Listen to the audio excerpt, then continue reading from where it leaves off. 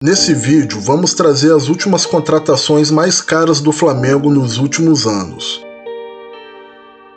Gabigol é o atual xodó da torcida e ídolo de muitos flamenguistas mesmo atuando pelo clube desde 2019. No início de 2020, após uma longa novela, o Flamengo acertou a compra do camisa 9 junto à Inter de Milão por 17 milhões de euros, cerca de 99 milhões de reais na época. Seu valor de mercado é de 20 milhões de euros, cerca de 129 milhões de reais atualmente. O atacante recebe o maior salário da equipe. Segundo o jornalista Jorge Nicola, Gabigol recebe em torno de 1 milhão e 600 por mês. Georgian de Arrascaeta, o meia-campista chegou ao clube carioca no início de 2019, após uma boa passagem pelo Cruzeiro e na época foi a maior contratação da história do clube. Foram 14 milhões de euros, cerca de 84 milhões de reais na época, pago à Raposa. Seu salário atualmente é de 900 mil reais líquidos. No dia 15 de janeiro de 2020, o Flamengo confirmou o empréstimo de Pedro junto à Fiorentina. O acordo entre as partes tinha duração até o final de 2020, com o valor de passe de compra fixado. No dia 9 de dezembro de 2020, o Flamengo exerceu o direito de compra por 14 milhões de euros, cerca de 87 milhões de reais na época. Seu salário atual é de 600 mil reais mensais.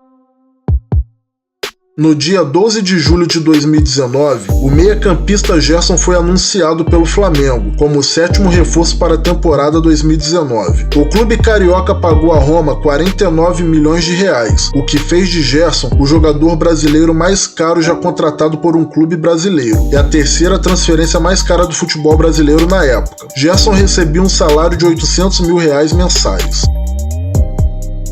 No dia 24 de julho de 2018, Vitinho foi contratado pelo Flamengo por um valor de 10 milhões de euros, cerca de 44 milhões de reais na época, tornando-se assim a contratação mais cara da história do clube e a segunda do futebol brasileiro em geral naquela época. Vitinho recebia em torno de 1 milhão de reais mensais. Atualmente recebe o mesmo valor. O valor de mercado atualmente do jogador é de 4 milhões de euros, cerca de 23 milhões de reais.